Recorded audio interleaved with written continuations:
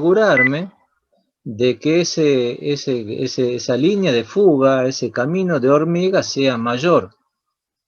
Por eso es que en el caso del aislador exterior, eso es más largo, ¿no? En cambio, en el aislador interior no hay tanto problema no va a haber, mejor dicho, problema de lluvia, no va a haber problema de neblina, no va a haber problema de depósito de hollín, de suciedad, de depósito de sal por estar cerca del mar, están más protegidos. Entonces no necesitan tener, ¿sí?, un camino de hormiga tan pronunciado. ¿Cómo, perdón? ¿Cómo no puedo escuchar? Que el aislador para servicio exterior está más expuesto. Claro, está más expuesto, exactamente. Bueno, por su forma y características especiales, podemos tener los acoplables o los no acoplables.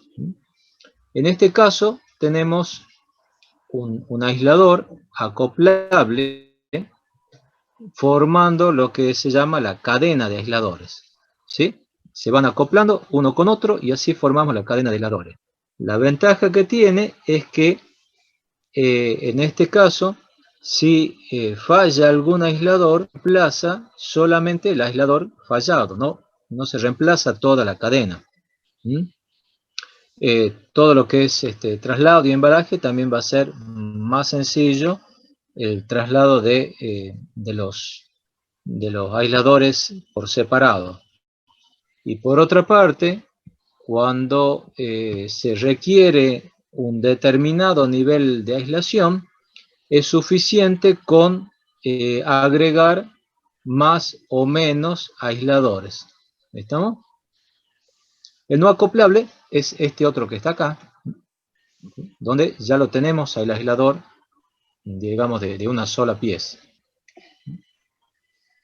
Aquí tenemos otro tipo de clasificaciones. Por su constitución, simple o compuesto. Simple es que es de una sola pieza, ¿sí? Aquí está. Y compuesto es que está armado con varias piezas unidas entre sí.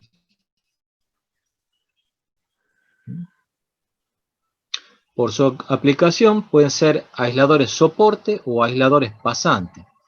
El aislador soporte es aquel que lo va a sostener o sujetar. El aislador pasante es aquel que lo va a atravesar al aislador.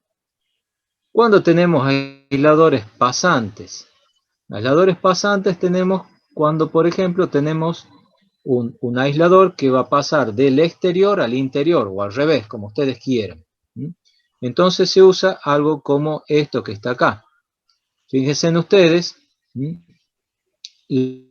la diferencia entre lo que es el exterior y el interior, ¿no es cierto? En la forma que tiene el aislador, ¿no? Y el conductor va a pasar por el medio.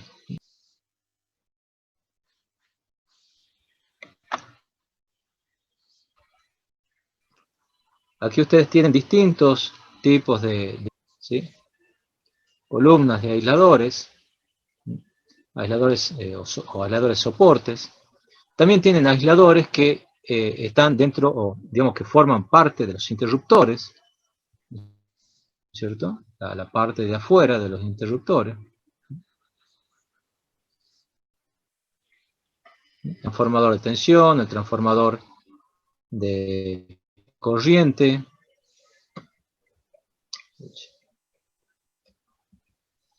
¿Qué pasó con este? Esta es una playa de media tensión. De vuelta también tienen los transformadores de tensión, transformadores de corriente,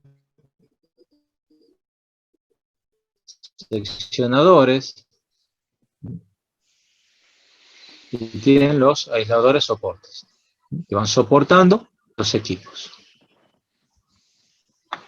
Aquí tienen otro tipo de aisladores, que son los bushing de los transformadores, que también serían un tipo de aislador pasante. ¿sí? Van del exterior, el conductor va a ir del exterior al interior del transformador, ¿no? Ahí tienen los bushing de alta y los de baja. Aquí ve que hay una alta temperatura en el bushing, ¿no?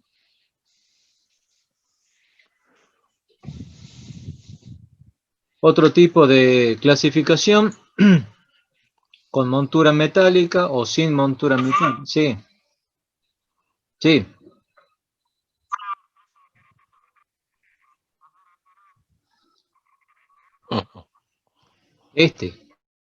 Claro, claro. No. El transformador es este. Este es el transformador. De distribución. Por acá ingresa, sí, por acá ingresa la tensión de alto, medio, como le quieren decir, y acá están los dos arrollamientos, primario, secundario, y Secundario. salen por acá.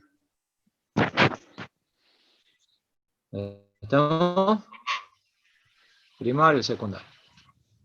¿Estamos? Acá está el dibujito abajo en la placa, ¿ves? Ahí tienen los dos arrollamientos.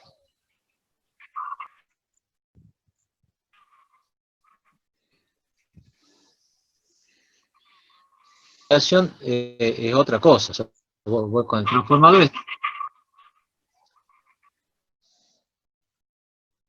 transformador, sí, vos estás aislando alta de baja. El primario, el secundario, lo estás aislando. Todo transformador. Ahí no tenés una aislación galvánica. ¿Estamos? Estos son Máximo, los aisladores o bushing. Yo creo que lo que pregunta él, que la termografía de la derecha es un equipo que sacó una foto, no tiene nada que ver con el de la izquierda. Hay que decirle que es una termografía que ha sacado de un generador que está con falla, de un transformador distinto al de la izquierda. Sí, eso se lo hace con termógrafo.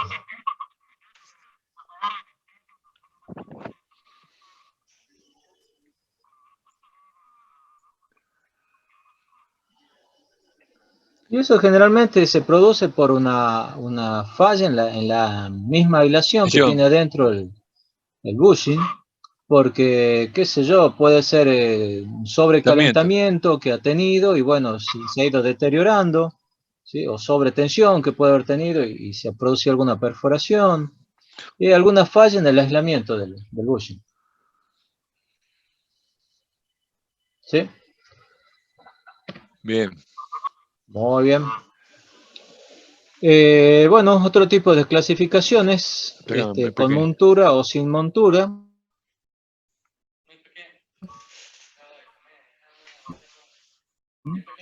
Estos aisladores con montura justamente son los que permiten el acoplamiento. Bueno, aquí tienen distintos aisladores para líneas aéreas, aisladores de apoyo, que va a sujetar el conductor, aisladores de columna, o aisladores de soportes, y después la cadena de aisladores formadas por varios aisladores. Eso ya les he mostrado en las diapositivas anteriores algunos ejemplos. Bueno, aquí pueden ver los aisladores en las torres de alta tensión. Fíjate aquí en la piernita adentro. Son distintos tipos de torna. Viene RST por un lado y RST por el otro. También son dobles ternas estas. Distintos tipos de torres, eso se lo van a ver después. Torres de suspensión son las más comunes. Retención angular, cada X torre de suspensión se ponen torres de retención, de manera que si se cae una, las torres de retención no produzca un efecto dominó y pare el problema. Y puede ser, por ejemplo, una retención final, ¿no es cierto? Al final de otros tipos de aisladores, ¿sí? Aquí tenemos un aislador pasante, lo mismo que teníamos antes. El envolvente, igual aisladores, esto se utiliza en las riendas, por ejemplo, que sujetan las líneas, o para viento, son estas que están acá, ¿no?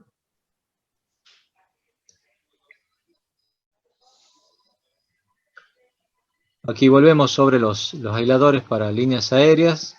Esto es lo que yo les decía en el caso de que se tienen zonas donde puede haber neblina. En ese caso se mayor. Acá no se nota porque no está, digamos, no tenemos otra referencia con un aislador común, pero estos aisladores con línea de fuga aumentada son bastante más anchos, tienen un diámetro mayor que los aisladores comunes, ¿no? Bueno, los antiniebla también tienen mayor cantidad de alas. Bueno, veamos algunas condiciones que deben reunir los aisladores. Primero, la rigidez dieléctrica suficiente, de manera que pueda soportar las sobreextensiones. O sea, tiene que soportar, digamos, primero la tensión de frecuencia industrial, que es la tensión normal que puede tener la línea, ¿no es cierto? Tiene que soportar las sobreextensiones transitorias, permanentes, y también tiene que tener la rigidez dieléctrica suficiente para no sufrir alguna perforación ante alguna sobretensión elevada.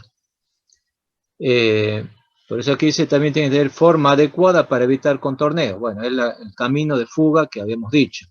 Corriente de fuga despreciable, ya hemos hablado sobre eso. Y el mínimo envejecimiento va a estar dado fundamentalmente por el material que estemos considerando, ¿no?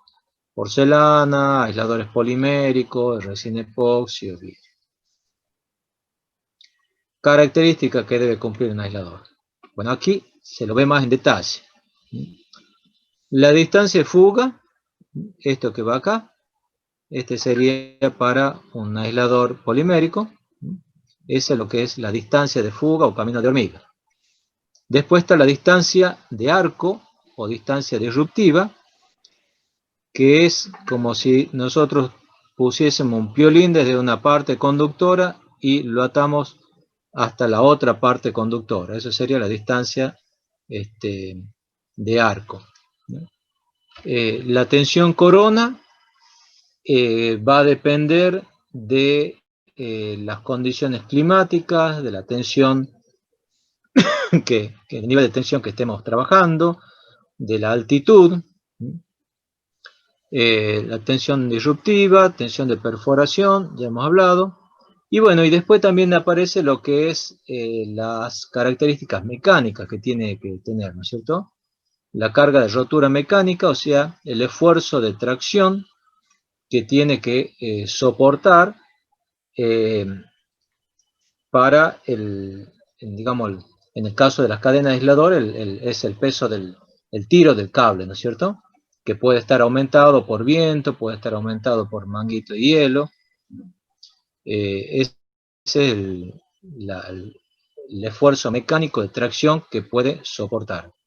En el caso de los aisladores soportes, si son aisladores que están sosteniendo conductores, bueno, y hay algún cortocircuito, esos conductores también pueden sufrir algún efecto de atracción-repulsión y, digamos, transmitir esfuerzos mecánicos a ese aislador soporte, ¿no es cierto? Bueno, lo tiene que soportar.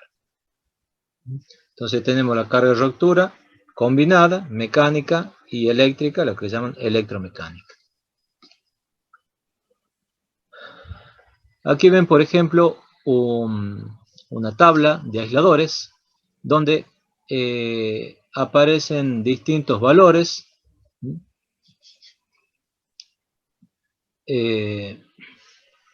Aquí aparece este BL, nivel de aislamiento, el tipo de acoplamiento, la distancia de fuga. Ahí ven los distintos valores de distancia de fuga, carga electromecánica de la línea, tensión resistente bajo lluvia, tensión bajo lluvia y a frecuencia industrial, tensión de impulso, o sea, descarga atmosférica, tensión crítica de impulso, aquí, tensión de perforación a frecuencia industrial y el peso, ¿no? Son algunos de los datos de estas cadenas aisladores.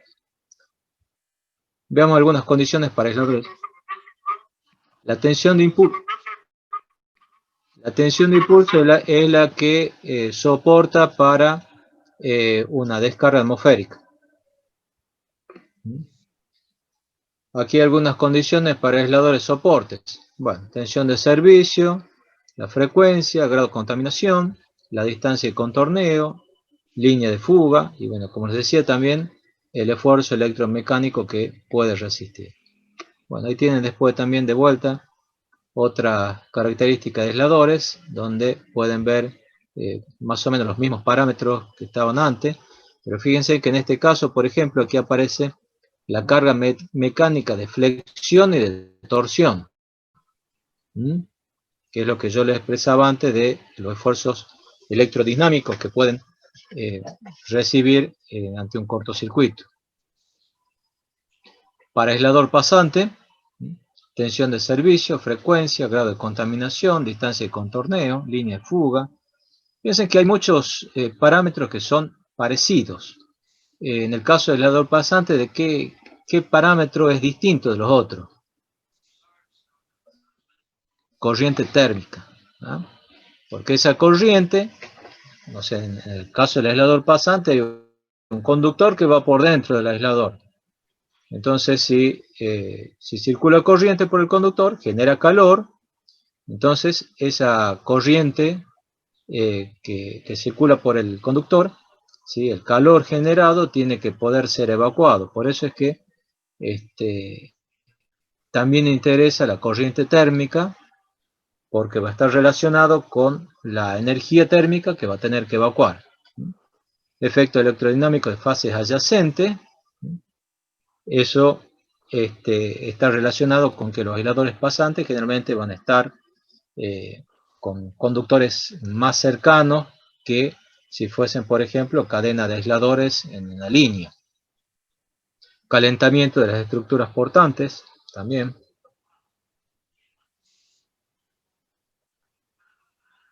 Veamos algo de aisladores orgánicos. ¿Cómo están constituidos los aisladores orgánicos?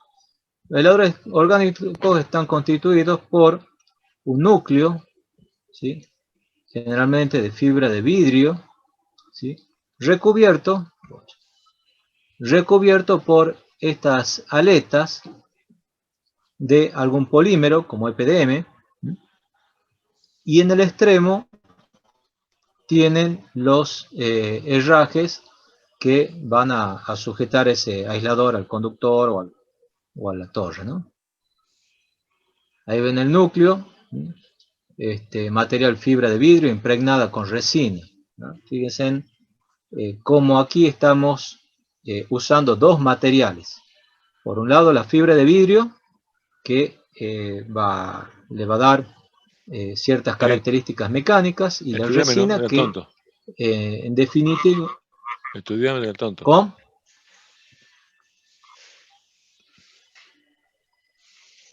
Y la resina, que lo que va a hacer es, le va a dar rigidez y va a unir esas fibras de vidrio, dándole forma y rigidez al núcleo, ¿no?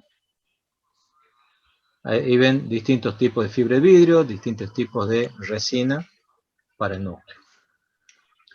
Para el revestimiento, ahí tienen los que les decía, generalmente son de PDM, monómero dieno de etileno propileno, o EPR, y también en algunos casos también se utilizan de algún tipo siliconado, ¿no? Bueno, ahí están los herrajes. Hay distintos tipos de herraje: hierro, acero, bronce. Aluminio. ¿Qué problema tienen los aisladores poliméricos? Parece que son ricos, son sabrosos para Son los, dulces. sí, para las aves, ¿no? Bueno, ahí está una foto que le he sacado del urubú, no sé de dónde el urubú, pero en la Argentina tenemos las catas. ¿Mm? En las catas le empiezan a picotear los aisladores y bueno, obviamente se deteriora y producen fallas. En Santiago del Estero, por ejemplo, teníamos una línea a Suncho Corral. Había sido diseñada y montada con aisladores de este tipo, orgánicos, y hubo que reemplazarlo después por aisladores poliméricos, por aisladores, perdón, cerámicos. ¿Qué ventaja tienen los aisladores poliméricos? Buena resistencia a las condiciones climáticas, baja densidad, o sea, liviano la porcelana, excelente dieléctrico, como el caso de los polímeros, de los cerámicos o vitrios, tienen bajo costo de almacenamiento y transporte, ¿sí? Tiene un diámetro mucho más reducido que en el caso de los vitrios o cerámicos. eh, Son de fácil traslado, menor mano de obra de montaje, porque, bueno, obviamente hay que enganchar ambos extremos y no hay que estar acoplándolos a las distintas campanas.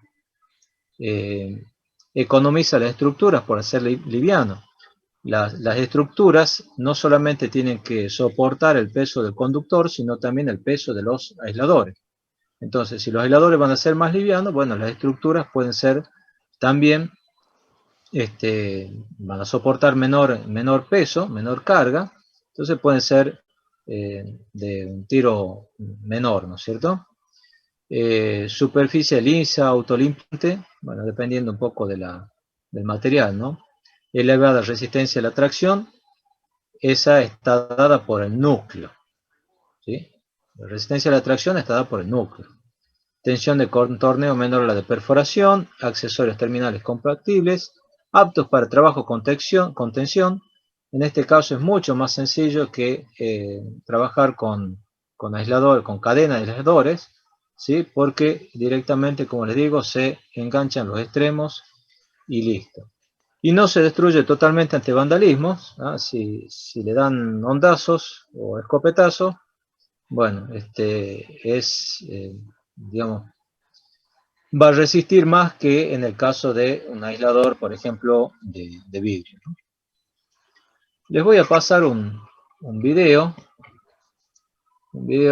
cortito sobre aisladores eh, poliméricos.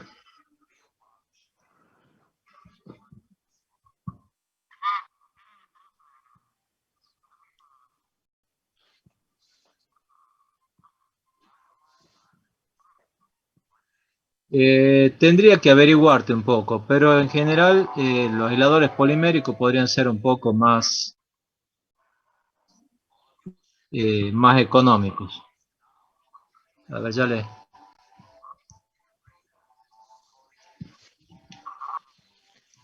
Deje compartir. Ahora sí, compartimos. De cada minuto máximo, ¿no? Sí, si no, ya lo ponemos de vuelta.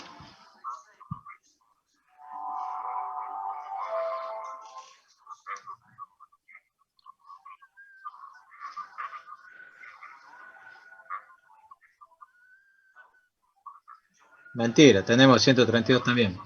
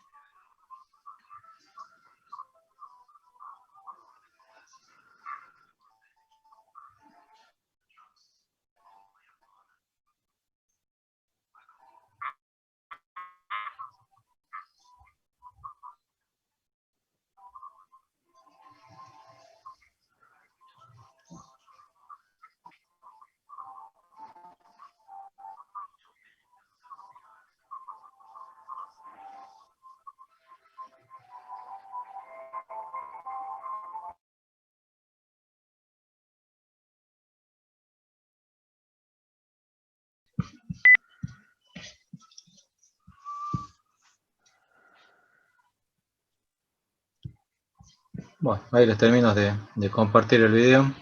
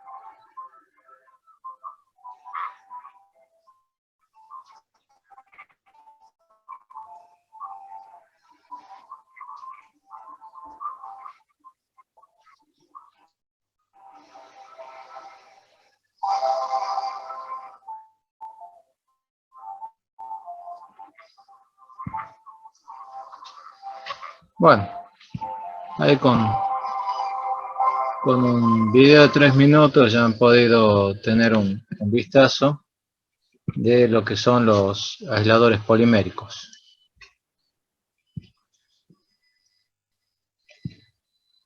Vamos ahora con aisladores de resina epoxi.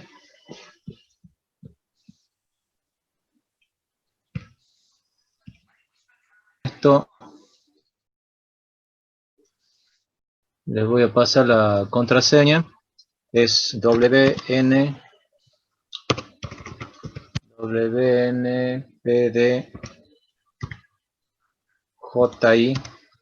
¿sí?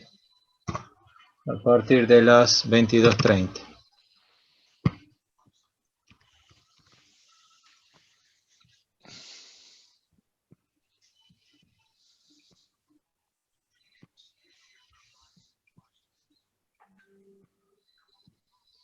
Bueno, aisladores resina epoxi,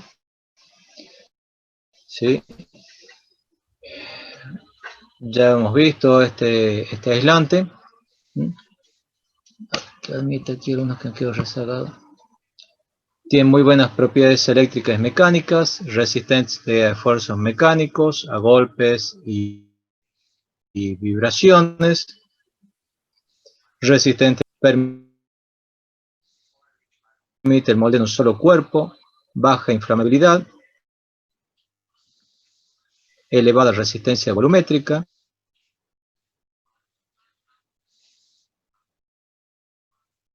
coeficiente de dilatación compatible con metales.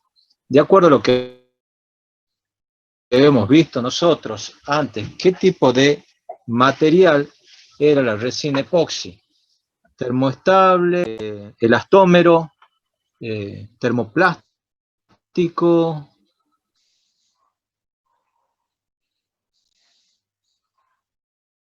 ¿Qué será? Exacto. Sí, sí. Bueno, aquí también tienen en lo que es esto. Aquí aparece algunas características para el diseño, ¿no? ¿Sí? Esta es la tensión de servicio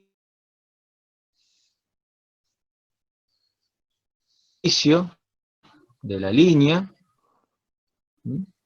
Cuando hablamos de una línea de tantos key insulation level o nivel básico de aislamiento para impulsos, ¿no es cierto?, de descarga atmosférica.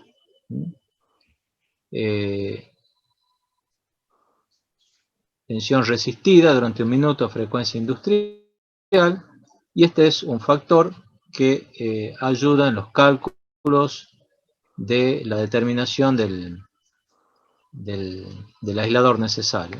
Bueno, ahí está cómo se lo calcula, según el grado de contaminación, aparece una formulita, ahí está el camino de hormiga o distancia de fuga, K por la tensión UM. Bueno, me parece que se le pone un factor de seguridad. Y este es un poco el resumen de lo que son los distintos tipos de aisladores. Son los tres tipos principales de aisladores: el de vidrio, el de porcelana y el polimérico. ¿Cuál se usa o cuál conviene usar? Y cada uno tiene su pro y su contra, y en esto ya depende el gusto del proyectista, ¿no? El aislador polimérico, ya hemos dicho cuáles son las ventajas, ¿no es cierto? Es fácil de instalar, de reemplazarlo, es liviano, fácil transporte, fácil manipulación. En el caso del aislador de vidrio templado, ¿sí? El vidrio, ustedes saben, tiene una vida útil muy larga, como 100 años la vida útil del vidrio. La desventaja que tiene es que ante vandalismo el vidrio estalla, que de cierta forma a veces esto es favorable, porque cuando uno tiene que ver una línea por simple inspección, se puede ver si hay un aislador fallado o no, cosa que no sucede con el de porcelana. En el caso de porcelana, cuando sufre algún se raja, ¿sí? Y no puede ver tan fácil cuál ha sido el aislador fallado. Por otra parte, en el caso del aislador, es cierto que ante rotura de un aislador de vidrio, bueno, ya lo hemos perdido completamente a ese aislador. En el caso de porcelana no es tan así, no es que porque esté rajado ya está perdido. Obviamente, ha disminuido su respuesta, pero no está perdido, ¿no? Así que, como les digo, cuál vamos a elegir depende generalmente más bien del proyectista, ¿no? Y les quería pasar también otro video corto de aisladores de vidrio.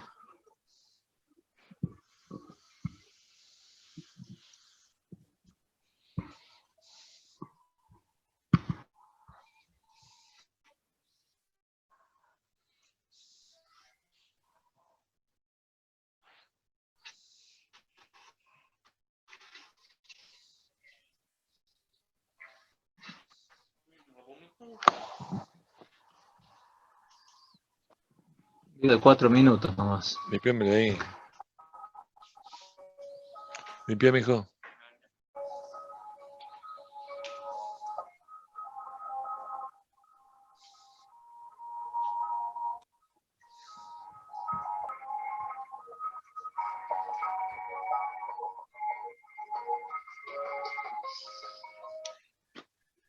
Pucha, perdón. Perdón que se ha ido.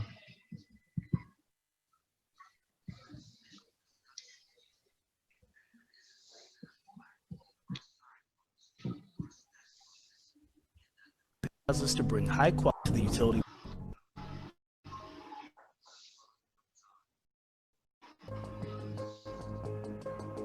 La materia bruta. Sí, sí, sí.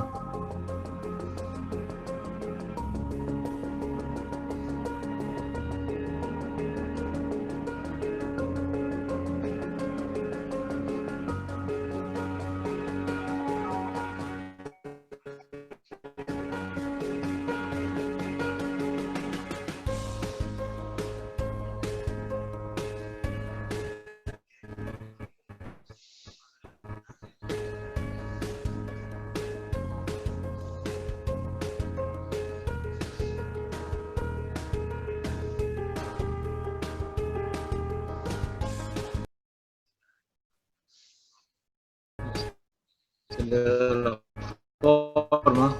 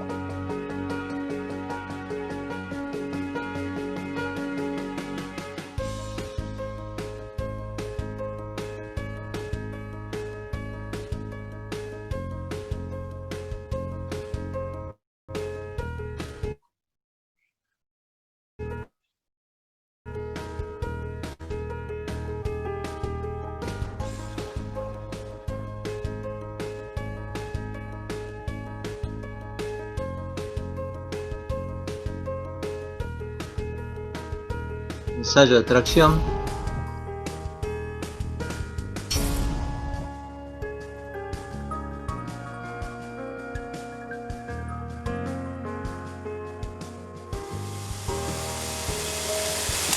Ensayo de contorneo. For more information, please contact your territory manager or insulator marketing in Aiken, South Carolina.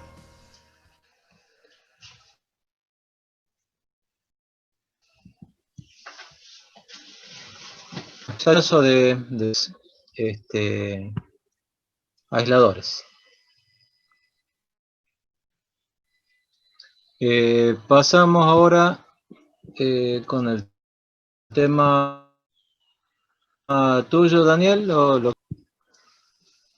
Bueno, sí, no hay problema. Dale. Vamos, arranquemos.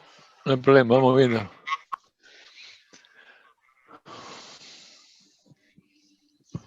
Compartimos pantalla.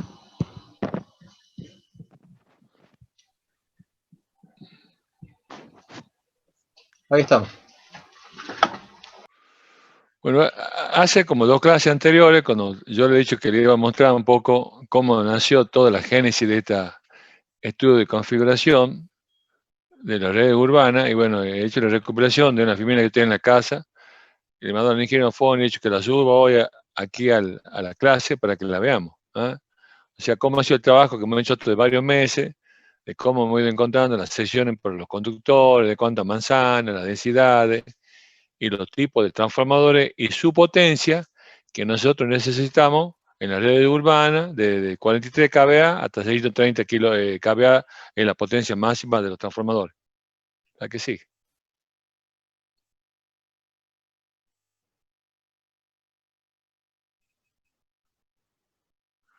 Aquí volvemos de nuevo a la configuración normal, digamos, de la manzana que arrancamos con 4, con 6 o en 8.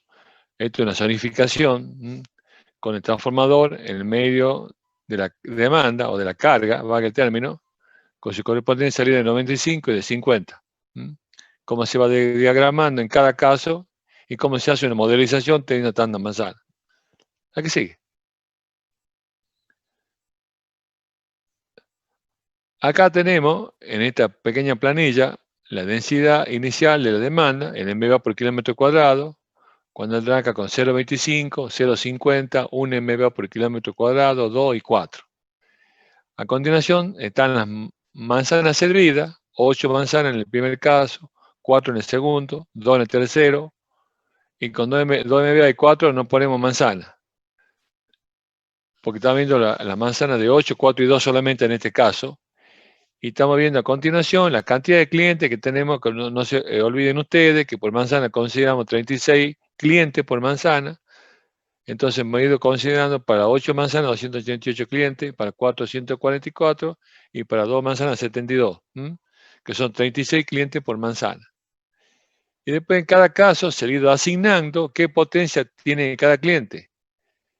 En las 8 manzanas hemos dicho que tiene 0,170 kVA, o sea 170 volt-ampere o 170 vatios. Si el coseno phi es igual a 1, nosotros decimos que en ese caso cada cliente va a consumir en forma simultánea, a efecto de verlo al modelo, de 170 vatios.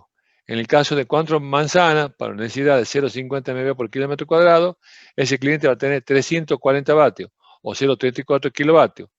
Y en el tercer caso, para 1 MVA por kilómetro cuadrado, para 72 clientes, tenemos 720 volt-ampere o 770 vatios por cliente.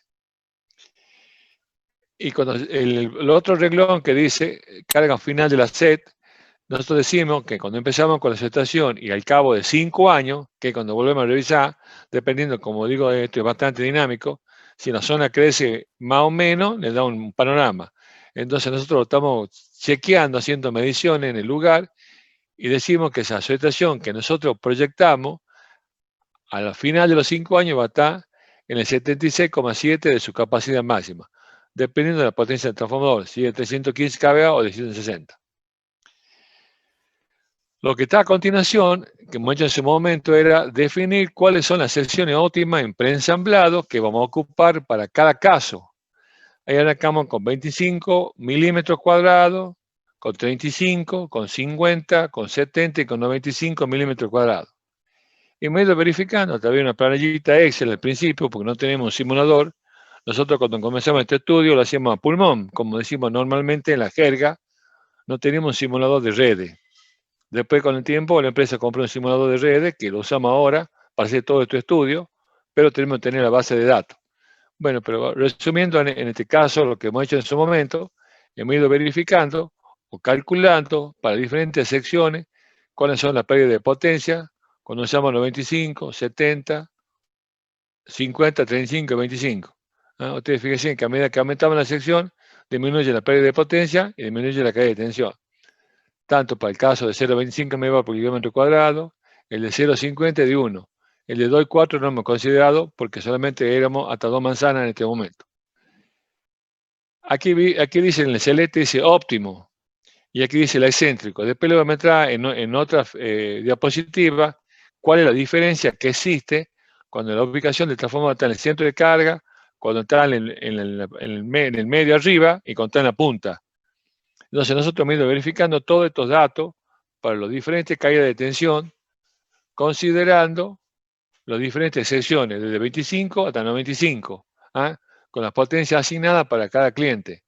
En el primer caso hemos visto que era para 12 manzanas, después tomamos para 12 con 0,50 y con 340 volt-ampere por cliente. Y vemos que acá, por ejemplo, el de 25 milímetros da una caída de 4,56% en pérdida de potencia y 5,39.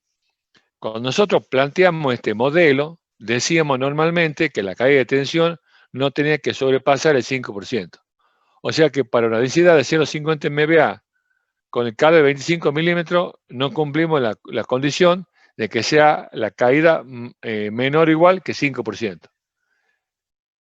En el caso del excéntrico, que son las mismas secciones, únicamente que la estación no está ubicada en el centro de carga, que ya lo muestro después enseguida, vemos que para el caso del de 70 milímetros ya tenemos una caída de 5,12, 7,24, 9,70 y en el extremo tenemos en el 25 milímetros 13,19.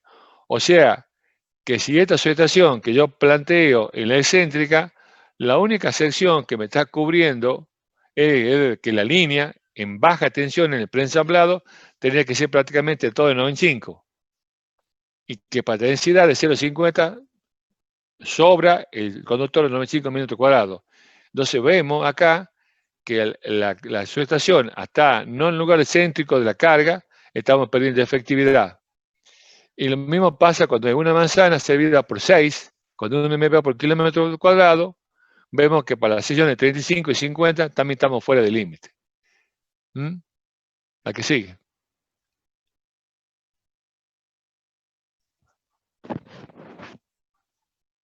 Cuando aumentamos la densidad en MVA por kilómetro cuadrado, también estamos aumentando la carga por cliente. Como recién hemos visto, solamente hemos visto hasta un MVA. Ahora, si consideramos 2 MVA y 4, por supuesto, las manzanas servidas llegan a 6 y llegan a 2. 6 manzanas en 2 MVA y 2 manzanas en 4 MVA. Entonces, los cables de 95, 50 ya tienen una saturación. ¿Por qué? Porque la densidad de carga no le permite llevar esa demanda. Entonces, cuando ponemos aquí conductor saturado, quiere decir que el cable está saturado, no puede llevar esa demanda. A pesar de que en el primer caso el de 50 la puede llevar, pero tiene una caída del 6% en caída de tensión y en potencia 489. Ese cuando está la línea, hemos dicho, en la subestación, perdón, en el centro de carga. Y en el excéntrico, prácticamente solamente podemos llevar con 95, 2 primeros tramos, y después se saturan los conductores o pasamos con la caída de tensión y de potencia en esos tramos que no podemos abastecer. La que sigue.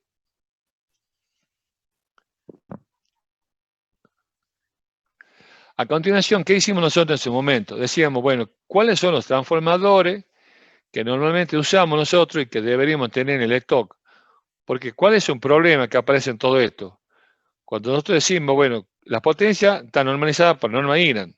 Arranca de 10 kVA, 16, 25, 40, 63, 100, 125, 160, 200 kVA, 315, 400, 500 y 630. Entonces tenemos una diversidad de potencia y había que elegir alguna, que la que más tenemos en uso, en los casi 6.000 transformadores que tenemos dentro de la provincia, hemos tenido que decidir un poco cuáles son las potencias más normales para nosotros dentro de una distribuidora. Capaz que otro distribuidor tiene 200 kVA y otro tiene 400. Eso depende de cada provincia. Pero para nosotros, en el estudio que hicimos en ese momento, los transformadores más usuales que tenemos eran los de 160 y los de 315. Entonces, para ese caso, nosotros decimos, si queremos abastecer 12 manzanas para una densidad de 0,70 MW por kilómetro cuadrado y una potencia por el cliente de 370 VA o 0,37 kVA y una caída del 1,81% y tener una potencia de pérdida de 2 kilovatios, que es un valor bastante razonable. Cuando bajamos a 9 manzanas, aumentamos un poco la densidad, aumentamos la potencia por cliente, que son 0,49 kVA, aumenta un poco la caída de tensión y también las pérdidas también aumentan un poco, de 2,13 se va a 2,46, 1,54%. Estábamos bien. Y si vamos a 6 manzanas, en este mismo transformador de 60 kVA, tenemos una densidad de 1,41 MW por kilómetro cuadrado, una potencia por cliente de 740 VA, o 0,74 kVA, una caída de tensión del 2,49%, que significa en pérdida de potencia 2,74 kilovatios. Y si probamos el mismo modelo con un transformador de 315 kVA para la misma cantidad de manzanas, en este caso 12, la densidad de 0,70 pasa a 1,09, la potencia por cliente va a 0,73 kVA, aumenta un poco la caída de tensión porque aumentó la demanda, pero sigue estando dentro del límite menor que el 5% y me da 3,55% de caída de tensión. Y la pérdida de potencia me da 8,25 kilovatios que se representan un 2,62% del transformador de 315 kVA. Vamos a la cantidad de manzana 9 en este caso, la densidad en MVA por kilómetro cuadrado aumenta, va a 1,85, la potencia por cliente va a 0,97 kVA, la caída de tensión está dentro del límite 3,96, la potencia de pérdida es 9,54, un 3%. Y si aumentamos la densidad y bajamos la manzana, llegamos a las 6 manzanas, con 315 kVA, una densidad de 2,77 MVA por kilómetro cuadrado, una potencia por cliente simultánea de 1,46 kVA por cliente. Y en ese caso me da una caída de tensión de 4,91%, es menor que el 5%, y la potencia de pérdida de 10,6 kilovatios, que está en el orden de 3,38%. La que sigue.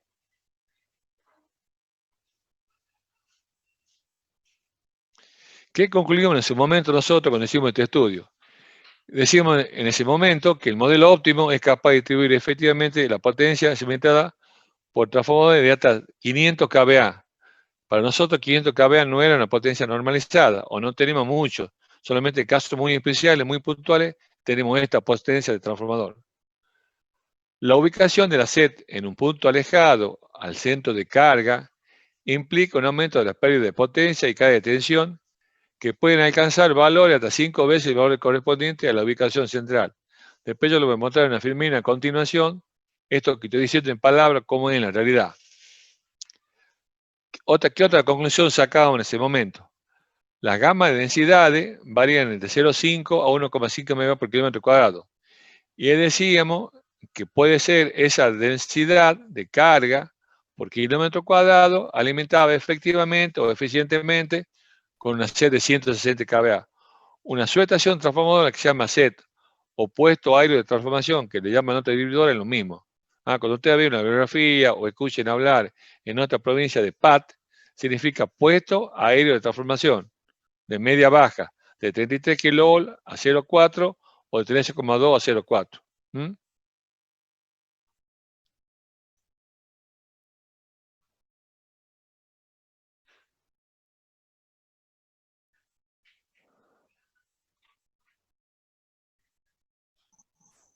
Profe, no se escucha. Se ha perdido la imagen. A continuación, o sea, ya hemos definido cuáles son las gamas, o sea, los MVA por kilómetro cuadrado que íbamos a ocupar de 0,5 a 1,5, y cuál es el transformador más eficiente, o la SET o el PAT, el 160 kVA. Para densidad de 1,5 hasta 3 MVA, el módulo de transformador eficiente era de 315 kVA. Y para densidades mayores a 3 MVA por kilómetro cuadrado, la subestación debe ser de 500 kVA, y que nosotros pusimos en ese momento debe ser estudiado de forma particular. La que sigue.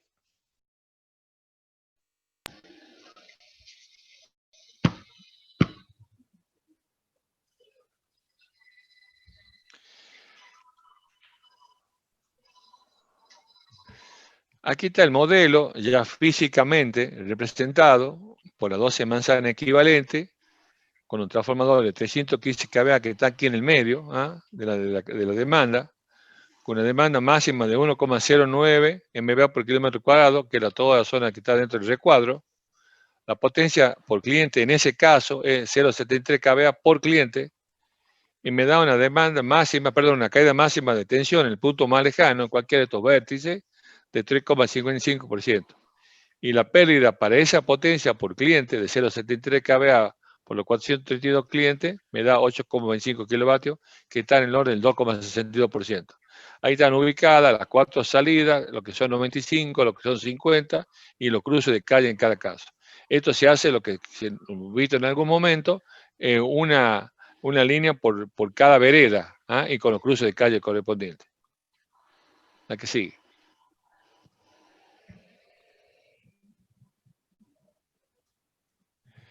Aquí mostramos a continuación, nosotros hicimos no solamente para 12 manzanas, sino también para 16 manzanas. ¿Cuál es el problema de que yo tenga 16 manzanas? Una pregunta para el curso. En vez de 12 manzanas tengo 16 manzanas. Y en vez de tener 400 clientes, tengo 576 en este caso. La potencia por cliente no es baja, es 0,76 kVA. Únicamente que puedo tener que poner un transformador aquí de 460, uno de 500 que está normalizado. Ahora, ¿cuál es el inconveniente que ustedes ven que yo pongo un solo transformador para 16 manzanas?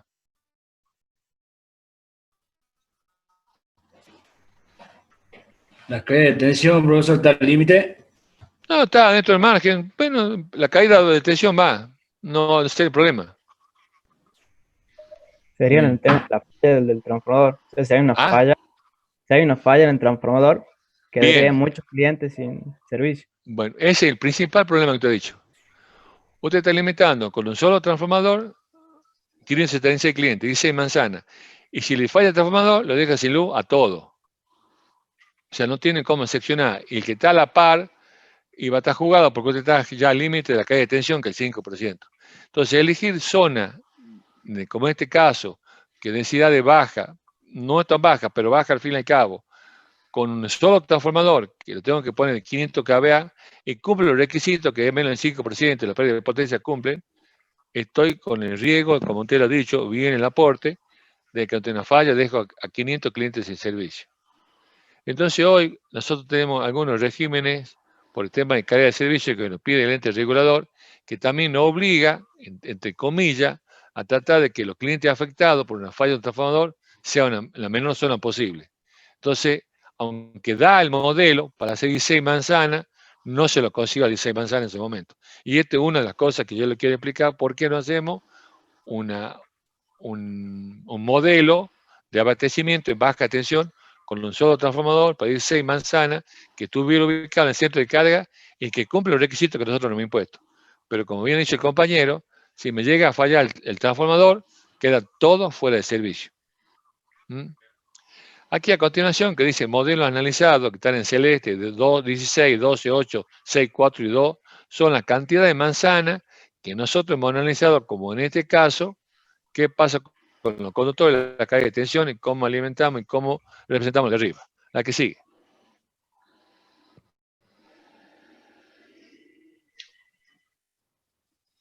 En este caso, en vez de 16 manzanas, son 12. Siguen siendo 432 clientes, un número también importante para dejarlo fuera de servicio. Tenemos densidad de 1,51 MVA por kilómetro cuadrado, potencia por cliente 1 kVA. Ya estamos hablando de 1 kVA por cliente. Y aquí tenemos un inconveniente que no me encontramos nosotros, que poner una potencia de 452 kVA nos llevaba a nosotros a pasar al módulo de 500. Y un módulo que nosotros no tenemos habitualmente y que de alguna manera también tiene su bemoles porque el peso de transformador de 500 kVA hay que hacerle unos refuerzos especiales en los tirantes, en los lados de hormigón, ponerle abajo un soporte en el medio, y eso se nos complicaba. Porque nosotros también tenemos que tener en cuenta que el peso de esto va sobre los dados de hormigón y van los travesaños de hierro, son perfil normal luz del 10 o del 14 en cada caso, y eso también se nos complicaba un poco en la parte constructiva. A pesar que ustedes fíjense que de 12 manzanas también, para 1 kVA por cliente, me da una caída de tensión de máxima del 5% y la pérdida de potencia está en el orden del 3,78. Cumplía este modelo, pero ¿cuál es el problema nuestro en ese momento? Que también con este dato que vamos viendo nosotros con ustedes acá, este modelo de área equivalente de 12 manzanas me complicaba por la potencia del transformador. Tenemos que irnos al de 500 kVA. Y nosotros no queríamos pasar en el aéreo hasta 315 kVA. Por un lado tenemos dos inconvenientes. Tengo que decir cuál es la capacidad máxima que voy a dar yo en MVA por kilómetro cuadrado y qué potencia por cliente me demanda simultáneamente para que tengan la potencia suministrada en el transformador en la zona con las caídas máximas del 5% y que no pase del 4% la pérdida de potencia. ¿Estamos hasta ahí? El que sigue, Máximo.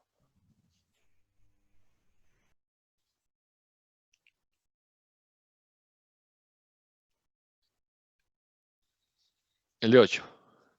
En el caso de 8 manzanas, tenemos 288 clientes, que no es un número menor, ya tenemos 1,74 kVA por cliente, y en este caso nos pedía 500 kVA. Volvemos al hecho de recién. La potencia de 500 kVA nos hacía un poco de ruido nosotros por el transformador que tenemos que poner en ese caso. Y aquí ustedes fíjense que bajaba un poco la caída de tensión a 4,58, no estábamos al límite, y bajamos a tener un poco la pérdida de potencia, que de 4% bajamos a 3,59. Pero estos, de alguna manera, cubría un poco el área que nosotros queríamos alimentar únicamente, que la potencia del transformador era de 500 kVA.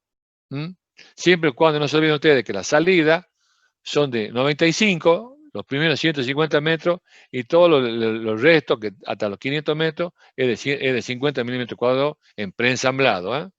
Siempre son 4 salidas y los terminales son de 50. O sea, todo el mallado que van por las manzanas, por la acera, por cada vereda, son de 50. Y las troncales son de 95.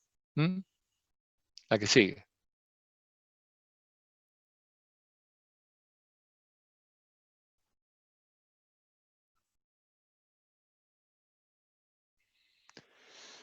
Aquí está el de 6 manzanas equivalente.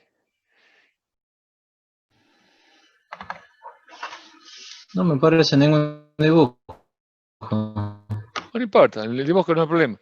De todas maneras, el de 6 manzanas equivalente significan 216 clientes, 2 kVA por cliente simultáneo, y también la potencia en ese caso de 500 kVA, también un poco arriba. Entonces siempre mi inconveniente para definir esta zona o llegar a una conclusión después de varios meses de estudio era que esa potencia no aparecía en muchos lugares. Entonces, ¿cuál es la opción? O pongo el 500 kVA o en su defecto bajo la potencia por el cliente y la densidad en mA por kilómetro cuadrado. No tenía otra opción, porque los conductores respondían para los diferentes modelos con los 25 y 50, cubrían el rango en lo que hace a conductores. Lo que tenemos que ver nosotros es de no pasar en los modelos de 315 kVA. Al elegir el transformador como un dato, la capacidad máxima que tiene que suministrar cada transformador a la zona. El que sigue, el de 4.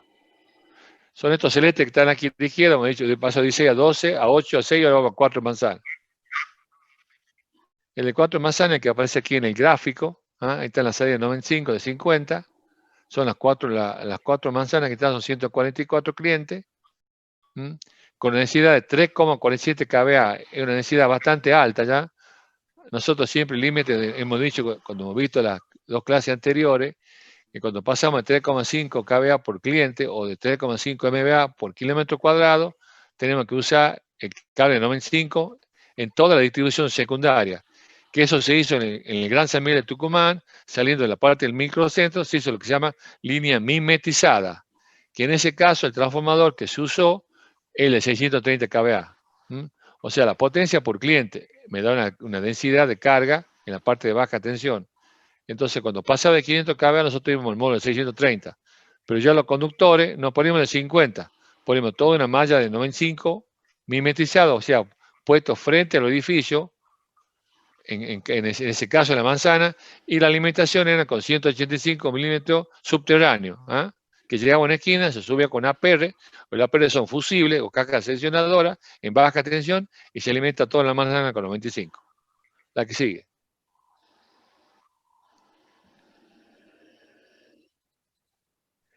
En este caso vemos cómo podemos alimentar 2 manzanas en esta densidad. Es imposible alimentarlo en aéreo. Nosotros lo hemos hecho al ejemplo para que ustedes vean, o como nosotros lo hemos metido en su momento.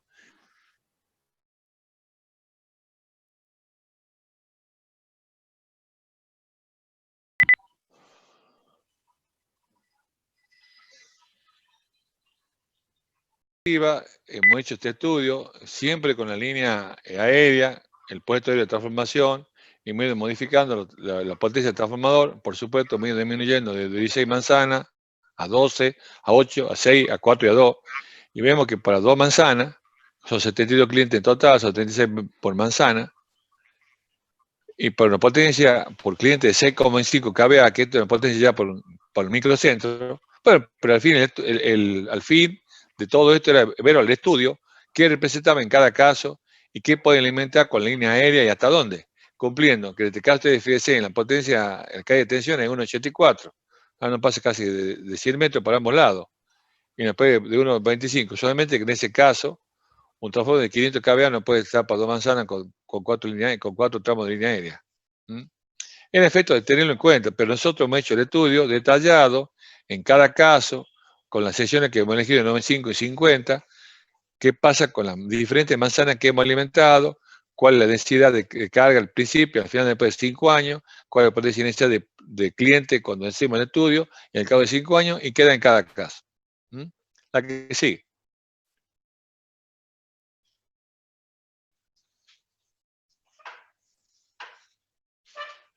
Aquí también está otro modelo, con el transformador, que ustedes ven acá, no está en el centro de carga. Este transformador está desplazado hacia la parte de abajo, no se lo pueden observar en la diapositiva. Entonces aquí tenemos un inconveniente, que para poder cumplir el 5% de caída máxima, hemos bajado a 0,400 volamperos, 0,4 kVA, y la densidad es 0,59 MVA por kilómetro cuadrado. Pero el transformador, al no estar en centro de carga, tengo que bajar la potencia que lo puedo pedir al cliente. Si el cliente este se va a 0,8 o a 0,7, yo le aseguro que aquí va a tener un montón de problemas de caída de tensión. No solamente la pérdida de potencia, sino la caída de tensión. Entonces yo te estoy dando a los clientes míos en baja tensión un mal servicio. La que sigue.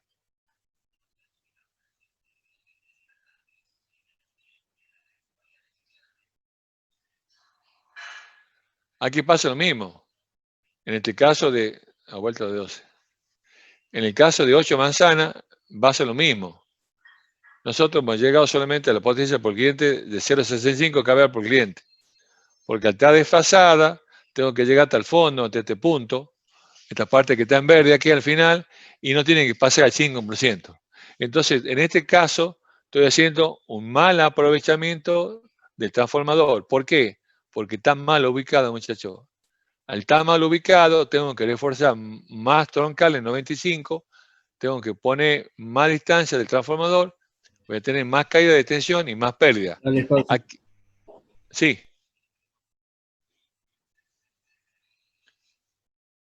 O sea, yo lo que muestro acá, después lo muestro con números más finos, el inconveniente que tengo, sí puedo alimentarlo de esta manera, pero una manera inapropiada, porque con el crecimiento de la demanda por cliente, estoy brindando más servicio. O sea, no voy a llegar en los 5 años, porque cualquier cliente que me pase a un KVA, estoy con problemas. ¿Por qué? Porque me aumenta la potencia suministrada y además me va a caer, voy a estar fuera de banda del 5%. El 5%, si yo saco con 400 el transformador, llego hasta 380. Ahora, si me aumenta la demanda aquí, va a llegar con 360 voltios.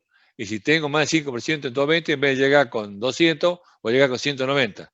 Entonces yo le estoy brindando a mi cliente una mala calidad de servicio. ¿Por qué? Porque no he optimizado la ubicación de la subestación o del puesto aéreo de transformación.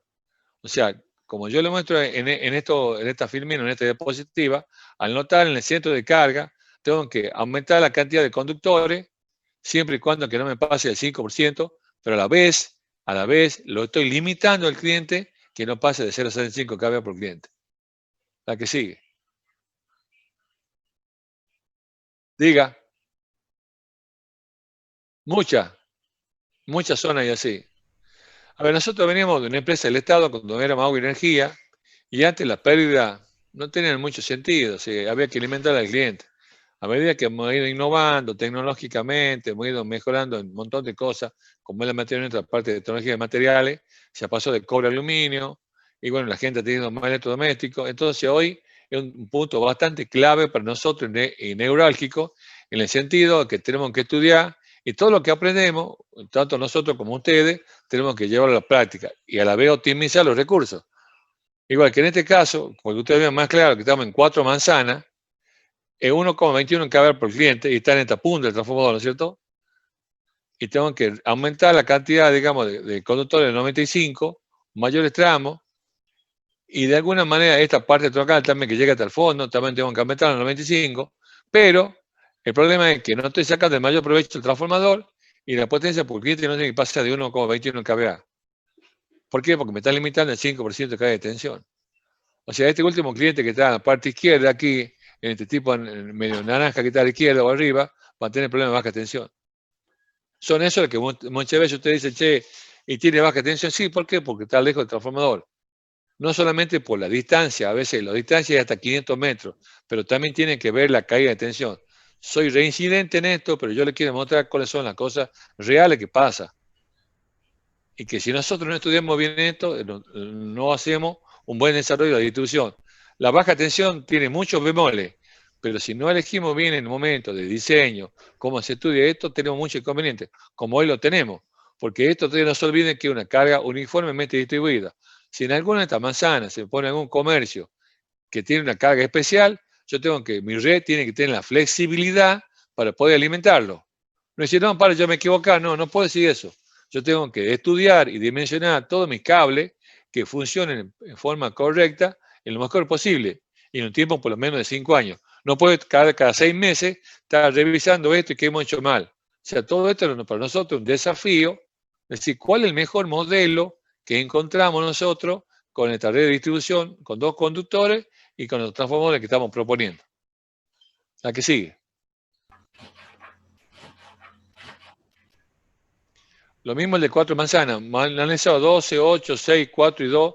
Los mismos ejemplos, únicamente que correr el transformador y cuáles son los prejuicios que vamos teniendo. No hay ningún beneficio.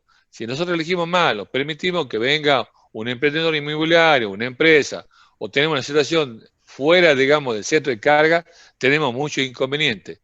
Porque no aprovechamos al máximo, primero el transformador y las secciones de conductores. Y además le meto al cliente un ruido que es la baja tensión. Cuando el cliente ponga un aire, me pase de 2 kVA por cliente, aunque no son simultáneos, yo le estoy brindando un mal servicio. La que sigue. En el caso de manzana volvemos a lo mismo, porque la densidad de 3 kilovatios, o 3 kVA, perdón, por vivienda, están todas las 2 manzanas. Entonces yo lo que está más alejado del transformador son los que voy a tener problemas. Y ustedes fíjense, aquí estoy en el límite de 5% con 3,13 kVA por el cliente. Si algún cliente, como digo, me pide por una heladería o algún negocio comercial, una potencia mayor, yo le voy a dar una baja tensión y una caída de tensión que pase el límite del 5%. La que sigue. Nosotros cuando hicimos el estudio en el Gran San Miguel de Tucumán, hemos distribuido en diferentes áreas, creo que va de la 1 hasta la 7. Aquí lo que está más oscuro es el microcentro. Y ahí más o menos con el GIS, que es un soft que tenemos en la empresa, decimos qué densidad promedio tenemos por manzana, de 0,36 a 0,5, de 3,4 a 7. Y aquí en el microcentro donde están los bancos, tenemos 65 MVA por kilómetro cuadrado. Ahí tenemos más de 3 o 4 estaciones por manzana. Son casos muy atípicos. ¿Por qué? Por los bancos. ¿Y por qué los bancos? Porque los bancos tienen aire acondicionado más de 100, 200 kVA. Entonces esa ya no entra en un estudio como todos nosotros planteando de homogeneizaciones y de estudio de redes para diferentes manzanas. Ya cuando sale de ese modelo, tenemos que usar el software en cada caso y analizar cómo lo alimentamos. Y ya no es que vaya una situación para 8 manzanas, 6 o 4, ya va un transformador para 2 o 3 clientes. Diga. Son casos extraordinarios, ¿verdad? Y sí, pero suceden. ¿Me entiendes? Pasan. Pasan. Sí. A ustedes vienen al centro, hay un edificio viejo, lo hacen en la galería y le pide una MVA. Y normalmente a veces estoy fuera de allá de la clase. Nosotros tenemos que pensar cómo salimos del centro de distribución, donde tenemos los transformadores de potencia con un cable exclusivo para alimentar a ese cliente en el centro. O cuál es la hora que tenemos que hacer para poder llegar al centro y brindarle a ese cliente un MVA o 2 MVA que nos pide demanda. Parece una cosa muy sencilla, pero para nosotros es bastante compleja y dinámica, porque tenemos que usar todos los recursos disponibles y cuál es la mejor opción, tanto desde el punto de vista económica como técnica. O sea, la idea mía es en esta parte mostrar la área, cómo la distribuimos en áreas, cómo estudiamos, cuáles son de 8, de 6, de 4 manzanas, cuál es preensamblado, o cuál es preensamblado mimetizado, y estas son el microcentro, que tiene densidad alta, hay que buscar soluciones particulares. No siempre las soluciones son para todos iguales. Tenemos que estudiar en esos casos cómo hacemos para que el cliente se tenga un buen suministro. Diga.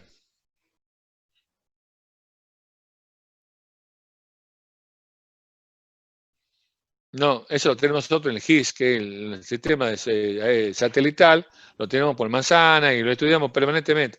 Y hay muchas cosas, como ustedes me preguntan a mí, no toda la provincia lo tenemos estudiado de esa manera. Hay la parte urbana, la suburbana y las rurales, que son diferentes condiciones. Este modelo que yo les he mostrado de la hace 2 clases ahora es solamente para la parte urbana. En la parte rural tenemos otros modelos. La que sí.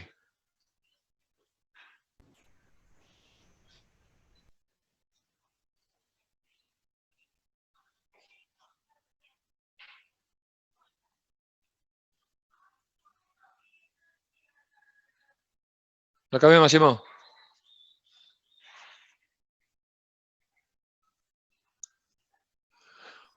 Pero aquí estaba lo que yo le he comentado y se lo muestro específicamente aquí con el transformador. Está en el centro de carga con la primera firma en la mano izquierda.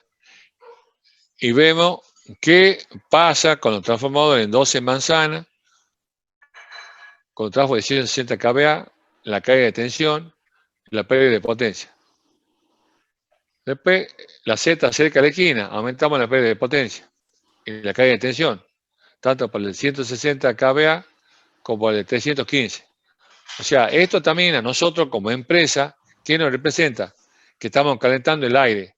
Al notar la solitación en el centro de carga, puede estar en la esquina o alejada de la esquina, de alguna manera esta potencia nosotros tenemos que pagarla en la energía disipada, porque tenemos que tener un margen de potencia a la que está previsto el transformador y que responda al modelo. Si esto sale fuera del modelo, estamos conscientes que estamos calentando el aire como dice normalmente. ¿Por qué? Porque tenemos que llevar la misma corriente por los mismos contenidos de cable, pero no en una posición óptima, sino que en una posición que no es la más conveniente. Ahí está el modelo hecho para 12 manzanas, para 6, con las dos potencias que hemos elegido, 160 y 115 kVA. ¿Qué pasa con la caída de tensión en ambos casos? ¿Y qué pasa cuando estamos cerca de la esquina? La que sigue.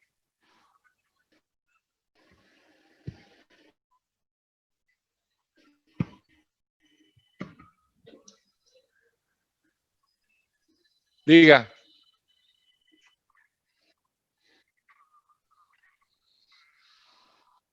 ¿Qué quiere que le diga la verdad o le mienta?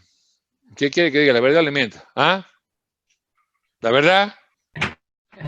La verdad. La verdad, no se hace nunca, amigo. No se hace nunca nada. Se lo pone a transformador de distribución hasta que reviente. No se hace nada.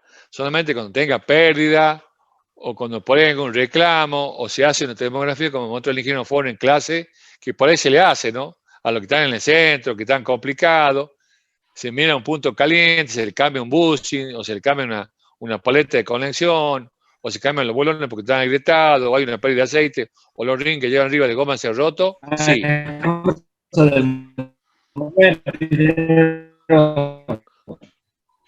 No lo he escuchado bien.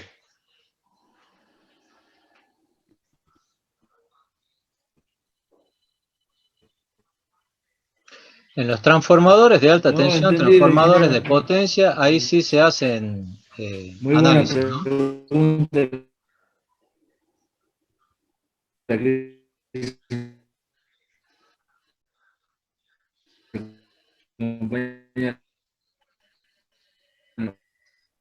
No sé.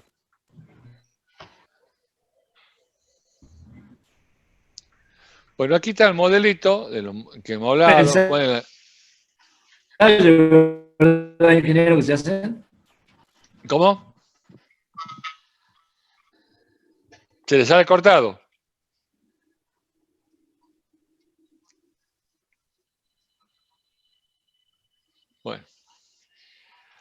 Bueno, aquí les muestro ya una comparación de modelo, ya puesto el transformador con los referentes de salida, los diferentes nodos.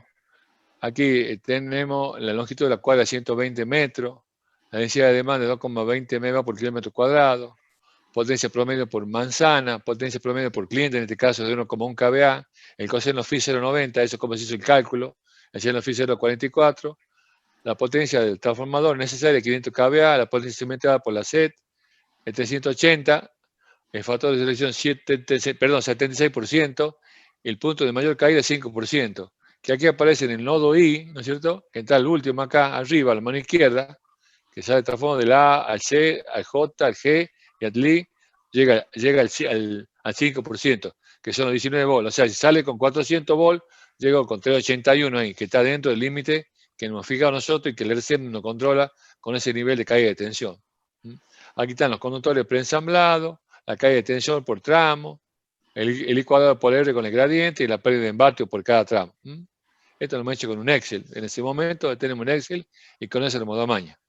La que sigue.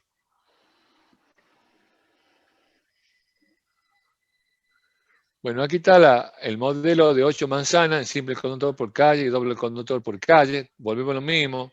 ¿Qué densidad queremos alimentar? ¿Cuál es la potencia del transformador? En este caso es 261 de la izquierda y 406 de la derecha. La pérdida de potencia está en 7 kilovatios, todo está en 11. ¿Y qué pasa después de 5 años? ¿Qué pasaría si esa demanda crece en base a lo que se ha estipulado en ese momento? ¿Y cómo llegamos al término de 5 años? y cuánto es la caída de tensión desfavorable, en este caso 5% de la izquierda, y en este caso 4,97. Estos efectos deben demostrarle a ustedes qué pasa cuando ha transcurrido 5 años, y volvemos a chequear esto en estos casos que hemos modelizado, llevando los conductores de 95 y 50, y de esta manera. La que sigue.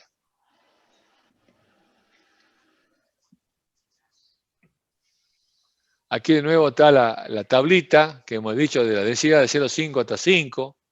Cuáles son los transformadores óptimos desde 40 hasta 500 kVA. Los de 40 a 63 no lo hemos usado, de 100 tampoco, 200 tampoco. Y hemos usado 160 kVA y 315.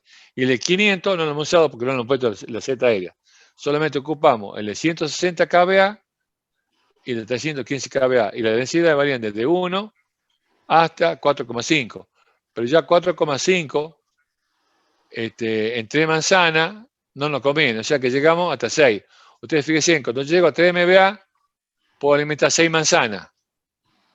Y si aumento la densidad de carga a 3,5, 4 o mayor de comer, ya no me conviene prácticamente. No va a tener un transformador de 315 kVA por 3 manzanas. O sea que la potencia, digamos, típica o que yo no puedo alimentar más es hasta 3 MVA.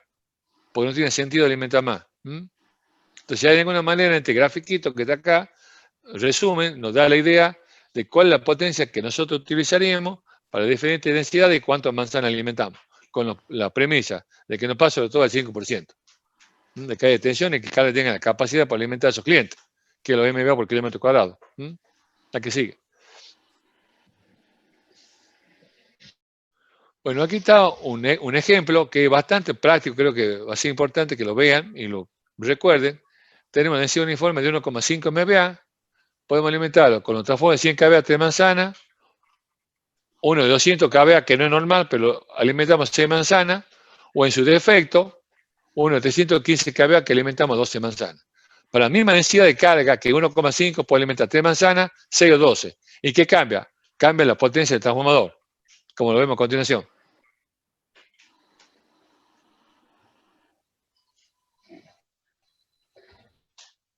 Esas 3 manzanas con uno de 100, la otra 6 manzanas con el de 200, y la otra 12 manzanas con el de 315 kVA.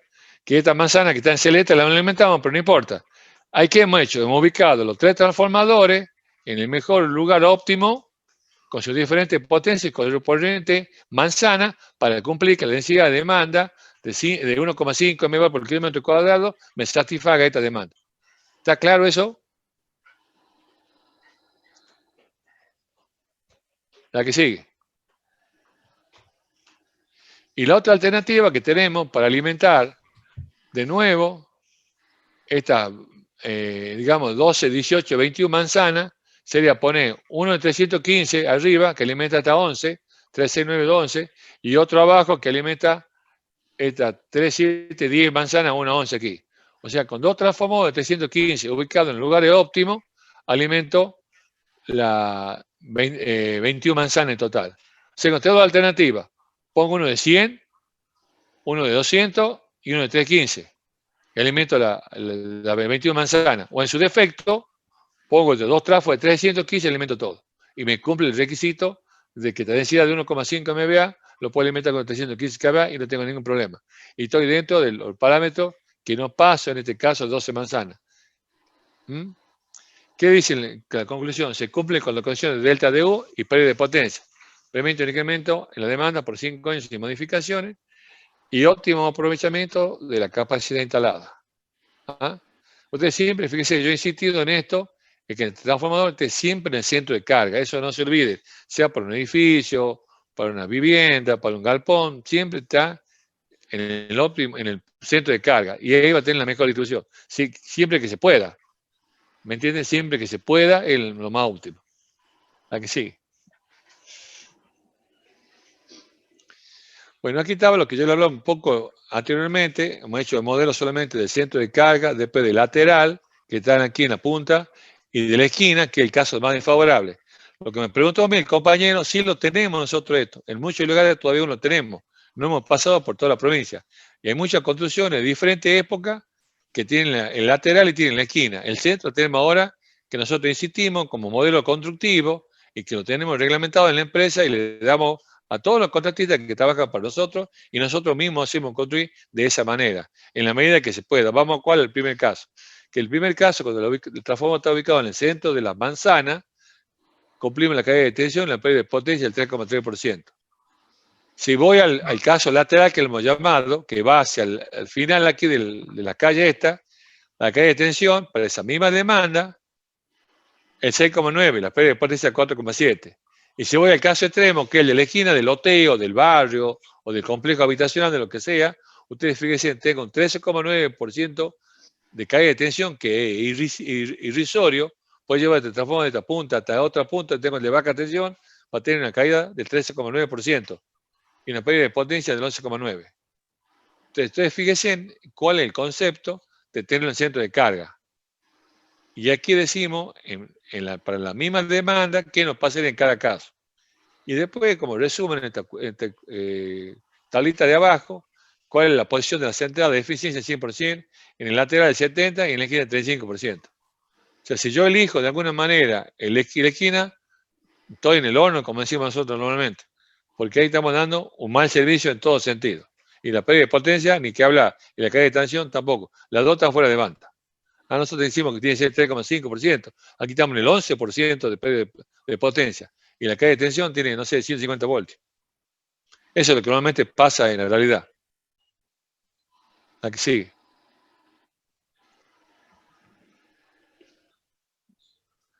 Después hemos hecho otro estudio, no sé, muy eficiente porque no queremos verlo más, ahondarlo más en forma. No tiene mucho sentido. Con dos salidas, a veces la caída de tensión es el 8,2%. Por supuesto, depende de la densidad de carga. Si vamos a 4 salidas, que es lo normal, el 5%, y la pérdida de potencia es 3, que es menor que 3,5.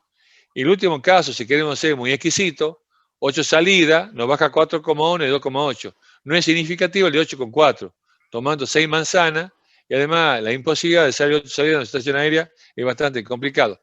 Pero lo hemos hecho el efecto del estudio. Hemos analizado qué haríamos si en vez de 4 tenemos 8 salidas.